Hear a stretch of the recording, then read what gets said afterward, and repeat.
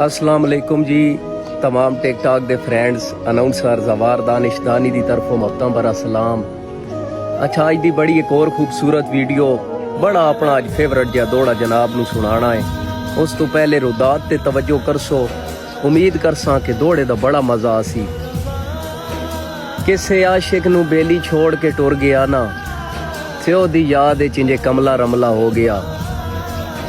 वो जिस बस्ती च रहांदा आई ना, उस बस्ती च कोई परदेसी आई को बड़ी मुद्दत तो बाद ना, उस बस्ती जदा वापस वलिया ना, ते उस वापसी ते उस बंदे नू इंजे रुलदी हालत च वेखिया, मलंगाना हालत च वेखिया ना, ते उस उन्हां लोकां तू सवाल कीता बस्ती दियां तू कि यार ए बंदा बड़ा चोण आई, बड़ा वसदा आई, बड़ियां इदियां संगतां, बड़े दे निजाम ਹਨ, इस बंदे दी हालत इंज क्यों हो गई है।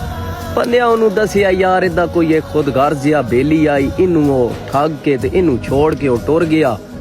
ओदी याद च बंदा कमला हो गया है। उस जिले आशक के गल सुनी ना, जो मेरे यार नू ठग पे आदन, ओ उठिया ते उन्हां लोकां नाल लड़ पिया। उन्हां आख्या तुसा मेरे यार नू ठग क्यों आख्या है। उन्हां बंदे आखे यार उस जो तेरे ते इतना जुल्म कीता है ते असीं उन्हू होर के आखिए। ओ सगू ना मलंग जेड़ा उन्हां बंदियां नाल गल कीती ना, ओ गल तुहान पिया सुनाई ना, सौ चाह के फुटिया इंज लगदा है मेरा डार जहान उठाइए, क्यों जो दिती होई कबर दे ऐरियां ताई मैं सिर्फ जबान उठाइए।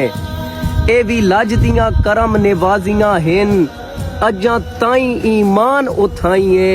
ए भी लज दियां करम निवाजियां हिन, अजां ताई ईमान उठाइए। भामी दिल ठगबाज तो बागी सही टंगी अजन भी जान उठाइए।